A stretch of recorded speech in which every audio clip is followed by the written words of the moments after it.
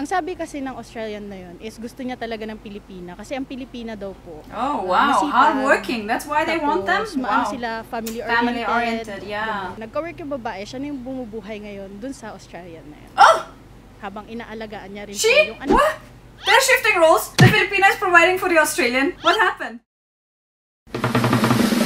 What's up, Philippines? Welcome back to another reaction video with your host Nelly. Today we are reacting to why do so many Filipina women marry foreigners? Let me know in the comment section down below what you think is the reason for it. I am very curious to hear your opinions about it because we all have assumptions, right? But this is a street interview and this is a one-to-one face interview where you can just hear what women really want, the why behind it, and it might be surprising. So I would say without further ado, let's watch it together, shall we? Good afternoon po. So, ang tanong po namin is, nakapag-date na po ba kayo ng foreigner? Foreigner? Hindi. Foreigner? Not yet? Not yet. Not yet. Pero po sakaling open po ba kayo mag-date ng foreigner? Wow. Kung wala akong boyfriend, why not? Hindi pa po. Hindi pa po ako nagkakajowa since birth po. Oh, Pero open ho kayo mag-date ho ng foreigner? Siguro, opo, yung Korean kong. Okay. Opo, may lahi. So, taga anong bansa po sila? India and yung isa is American po. American. Okay lang ho ba kayo na hindi lang date, di lang jowa, or magpakasal ho sa foreigner? Okay lang ho ba sa inyo yun? For me, okay lang naman po siya. Pero Should yung be fine. Sa ano po kasi nila, in-explain niya po sa akin na iba yung culture nila sa culture nating mga Filipinos. 100%. So, super different. parang sabi ko, okay lang naman sa akin, maano ko naman, mabilis lang naman ako mag-adapt, tanggap ko naman, kaya kong aralin yung mga cultures nila, tanggap ko naman, and so on.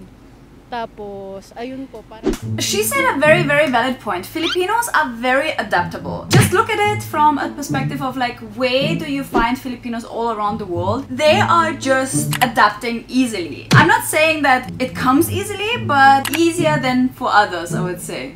Sinabi niya na gusto daw ng family they just niya accept, Indian din, you know, yung and integrate. Pangasawa niya, which is naintindihan ko rin naman po. Ano ho sa tingin niyo sasabihin ng mga kakilala niyo po? So, yung mga kaibigan, pamilya niyo po, kung kayo nagpakasal ho sa isang foreigner, okay lang ho ba sa kanila or hindi? Parang i-judge ka nila kapag ganun parang sabihin, pero po. Sa family ko, okay lang kasi sa mga relatives ko meron naman sila mga husband din na mga foreign, kaya feeling ko yung mother ko, meron siyang asawa ngayon na American din naman. Kaya feeling ko okay lang sa kanila. May anak ko kong babae na meron siyang boyfriend na foreigner. Actually, marami naghahantay Marami nag-aabang sa pagdating niya. Dahil nasa edad na nga yung anak ko, siyempre gusto ko na rin mag-asawa siya. Usually po, galing sa anong mga bansa po ang nakikita niyong mga foreigners po dito sa Pilipinas ngayon? Sa Pilipinas, sir, marami dito ngayon. Australia, US, then Korea, saka Japanese. Korea, Japan. May mga Taiwanese na rin. Europe, ganun po. Sa Australia, ganun. Sa England, UK, ganun po. Dito sa Pilipinas. Madalas yun, mga puti. Gaano po ka-common po na nagpapakasal po ang mga Pinoy pa sa mga foreigners sa tingin niyo? Ooh, how common! Na siya Interesting. days, kasi madami ding mga OFW na nagkaka-relationship sa mga foreigner, tas end up nila is magkakasal din po. Para sa akin, Yeah, I think it's historically seen there are so many OFWs leaving the country, you know, find their partner abroad and eventually get married. So I think these days it is very accepted in the Philippines. Let me know what you think about it, but I see it as something very normal. Para sa akin, normal lang dahil marami na nga akong kaibigan at kakilalang nag-asawa ng foreigner. Meron akong friend na nag-asawa ng British, meron ding Amerikano, meron ding Japanese, meron mixed. ding Koreano, kakilala ko, yung iba kaibigan ko. So, nung 2022 po, mahigit sa 15,000 po na Pilipino ang nagpakasal sa mga foreigner. Wow, Tapos 15,000. karamihan po doon, mga babae po. So bakit kaya madaming babaeng Pilipino po ang nagpapakasal sa mga foreigner? As babae po, ano po, parang curious din po siguro kung anong feeling kapag yung foreigner yung jowa Interesting. mo. Dahil siguro sa pera. Uy! Kasi pandemic, unang-una Because of financial, money? wala tayo. Oh, Pandemic. pandemic. Tagutom talaga dito sa Pilipinas. Pero para sa akin, sa tingin ko lang ha, kaya nagkukuha ng mga foreigner yung mga babae rito o tayo para sa financial na rin siguro para Financial makatulong sila. reasons. Interesting, ito yung interesting. parang Let me know if that is true. Nakikita ko, yung mga tita ko, yung mga pinsan ko na kapangasawa sila ng mga foreign, syempre sa hirap din ng buhay. Feeling ko Alright. yun yung nagiging sagot nila Wow. para makaangat-angat. Okay. I do have to say, women in general want some safety, some financial security. So I don't think this applies just to Filipinas. It is a very common thing between women to just have, you know, Lumaki ako sa Stability broken in their life. family. So nakita ko yung paghihirap din ng family namin. Yung mother ko, pumunta siya ng ibang bansa para magtrabaho since yung napangasawa niya ngayon, yung dinatubulong sa amin para makapagtapos kami ng pag-aaral. Sweet. Minsan kasi ang That's sa nice to realidad hear. talaga niyan, kadalasan ginagamit nila yung marriage para ayun makuha sila sa ibang bansa. Yung pamilya nila makuha galing Pilipinas, dadalhin sa di ba, alam mo yun? Yeah. Yun. Yung lalaki, pag may nagustuhan silang Pinay, tapos yung Pinay papakasalan nila, 'di ba, yung foreigner para upang makatulungan Exactly. I've seen this many na times. makapunta sa ibang bansa yung babae, lalo na pati yung pamilya, kumbaga isi-save. Diba? Alam mo yun, ganun. Ooh, okay. Kadalasan. The prince coming to save the princess. And then, pero ano po kasi, mostly po talaga kasi, yung ibang kakilala ko, hindi ko na napapangalanan. No names here.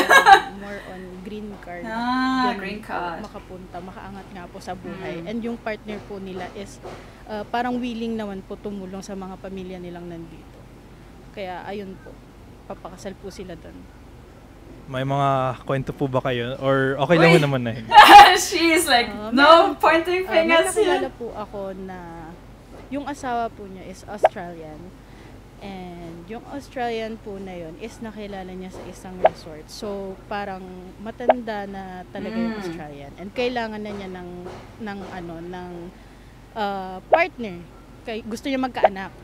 Tapos ang sabi kasi ng Australian na yun is gusto niya talaga ng Pilipina. Kasi ang Pilipina daw po. Oh, wow. masipag. Hardworking. That's why they want them? Tapos, Wow. sila, family-oriented. Family-oriented, yeah. Ganun po. True. So, parang gusto niya na may makakasama siya, yung hindi siya iiwan talaga. Nagka-developan naman po sila, nagkaanak sila. Tapos, ayun po, nung sinabi ng babae na okay lang ba na tulungan mo ako makapunta, tutulungan kita sa trabaho pagpunta ko doon. Okay. Tapos, ayun po, nagka-work yung babae, siya na yung bumubuhay ngayon dun sa Australian na yun. Oh! Habang inaalagaan niya rin po She? yung anak. What? They're shifting roles. The Filipina is providing for the Australian. What happened? I am so intrigued by now. Like, okay, what is happening? Pili po kayo sa foreigner or sa Pilipino po I need more para details. ipakasal. Ano po pipiliin niya? Pinay po. Alam ko yung ugali ng mga Pinoy kesa sa Filipino. Parang mahirap kasi yung communication between sa other foreign, di ba? May mga language na interesting. yung They English. can only speak their own language. Paano pag nagka-misunderstanding kayo, di ba? Mahirap din yun. Feeling ko Filipino. Yeah. Bakit po? Kasi mas mas maalaga. Alam nila kung paano. They're more caring. They're very Respeto. caring. Yeah. Kasi ang dami kong nakikita na may jowa or may asawa silang ibang lahi. Tapos minsan sinasaktan sila. Ganon, yung hindi nila nalalabas yung gusto nila kasi parang feeling nila hindi sila naiintindihan. Oh, that's such a Kahit na shame. marami akong Yeah. kakilalang successful yung kanilang That is very big cultural difference. When you date someone, like for example, let's say a foreigner from the West, from Europe or the US, the values are very different. It's just Filipinos are just a little bit more soft-hearted versus, for example, people from where I grew up, Austria, a little bit more rational, and it's a completely different world. Yung kanilang pag-aasawa ng foreigner, meron din akong mga ilan-ilan nakakilalang hindi nag-success. Dahil siguro ang iniisip lang nila, pag kinuha sila, gaganda yung buhay nila. Hindi muna nila kinilala yung foreigner kung makakasundo ba nila ng pamilya nila, tsaka mamahalin sila, pati yung kultura nila. Ayun kasi yung number one na pinagkakagalitan Unang-una yung kultura, tapos yung ugali ng It's a culture, yeah, it's a big Mayroon po thing. bang stigma or pagtingin sa mga babaeng nagpapakasal sa mga foreigner dito? Ano po? Ano po yung mga yan? Ano nga po, parang sabi nilang gold diggers. Alright. Oh, gold diggers! Ay. Diba minsan nadjudge natin agad yung isang tao. So, mga naririnig ko minsan, pera lang habol, ganyan. Pero, hindi naman lahat ganon. Kapitbahay. That's true. Pinag-ismisan sila. Yun nga po. Yung si nagpakasal sa AFAM. Nakakaangat na siya sa buhay. Yaman na, ganyan. Ganun po yung first She's rich now. Yeah? Good for you. Foreigner. May And stereotype that po na comes nagpapakasal naturally sa when mga you marry foreigner, someone mga who babae is from Pero, Australia. green card or parang It's just a makaalis ng higher bansa. income Sa country. tingin niyo po, gaano po ito katotoo? For me po kasi parang joke lang po yung tingin ko po sa ganun po. Kasi there are a lot of Filipinos din naman po na may kaya or above average po yung standing sa society po natin. Yun lang kasi nakikita ko ngayon sa panahon ngayon Yung iba kaya kumukuha ng mga kano o mga Amerikana. Pero siguro mahal nila ang isa't isa. Pero hindi rin natin masasabi kasi unang-una ang mga kano may mga pera yan Tapos tayo mga Pilipino, kung saan ang may pera doon tayo di ba? Tayo taga-judge lang tayo pero hindi natin alam kung ano yung totoo. Ano ko may mga personal ako makakilala na ganun. Pero hindi naman siya totally tungkol sa pera, pero kasama na rin. Kasama na talaga yun. Nakapag-asawa siya ng foreigner sa ibang bansa, tapos nung kinasal sila doon, tinulungan ng lalaki na foreigner, yung babae na Pinay, nakunin yung pamilya niya, palitan ng apelido, dalhin doon, mas magandang buhay, mas malakas yung kumita, mas magandang trabaho, ayun. Alam niyo po kung anong bansa ho yun? Okay, just stopping here quickly because I grew up in a different country as well. Due to war, I am originally born in Bosnia and I grew up in Austria. So there's absolutely nothing wrong about going abroad, having a better life. And I have to say that it was a blessing in disguise that I had to leave my country due to war. And I'm very, very thankful I grew up in a country that, had some sort of stability and my family experienced support from the government as well. So I got a good education and everything. So it is a good thing though. It's nothing to be upset about. Canada yun Hindi ako parang against doon. Kasi kaysa naman piliin mo yung tambay, di ba? Kung ako babae, malamang mas pipiliin ko yung kayang buhayin ako, maging yung pamilya ko. Maging sa susunod na mga pamilya, ayun. Practical move lang din. So sa tingin niyo maganda or masama ito para sa Practical bansa? move. Sa dami ng Pilipino nagpapangasawa sa mga foreigner? Para sa akin, Could be a good thing. okay lang din. Para ganun. Parang mag-mix din Maganda rin kasi yung Such a typical Filipino Pinay, move. Asian to ibang foreigner, diba? Maganda rin yung mix ng lahi lang.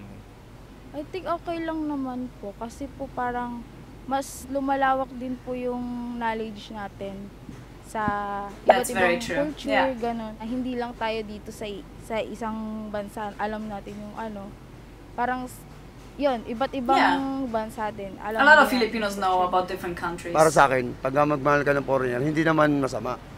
Yun nga lang, ang pangit nandun kasi yung tingin ng ibang tao. Pag nakikita nila, yung foreigner, May pera to, ganun. Pero hindi naman lahat ng foreigner may pera eh. Kasi naghihirap din sila sa pera ng pinanggagalingan. Not all foreigners have money.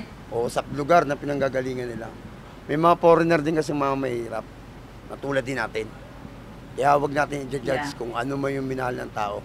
Sa palagay ko nakakabuti naman kasi 'di ba pagka may mga foreigner na pumapasok, may income din ang Pilipinas, ang bansa natin, 'di ba?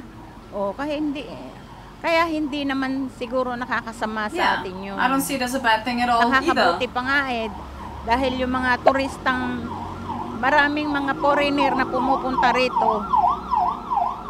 Dahil siyempre pag bumalik sila sa bansa nila, sasabihin ay maganda ang Pilipinas, ganito ang mga tao doon, mababait. Kaya yung ibang mga foreigner din pumupunta ng Pilipinas, naghahanap din ng Pilipinang partner nila. Dahil na-introduce na sa kanila kung gaano ka-generous, kung gaano mga kababait, tsaka kung gaano kabuti ang mga Pilipina, ang mga tao dito sa atin, sa bansa nating Pilipinas. Salamat po. Okay, fair enough. Alright, that was actually quite a good video, I would say. Let me know in the comment section down below what you think. I personally don't have any judgment whatsoever. Everybody should do whatever they want to do. I would say whatever the F they want to do. But you get my point. I am blessed enough that I was able to grow up in a different country, to have a lot of opportunities while I was growing up there, and that was because my parents left the country. And you know, you do definitely have a benefit when you are in a first world country, growing up, being exposed to so many opportunities. So yeah, interesting video. Let me know what you think about it once again, and also check out my other channel, Nelly's Life, which is always linked at the end of the video or in the description box down below, where I share my travels, my life from the Philippines. I am going to a trip to, oh man, so many countries. Can't even tell you. You have to find out and subscribe. So definitely have a look, and I'll see you guys next time on What's Up Philippines. Bye bye.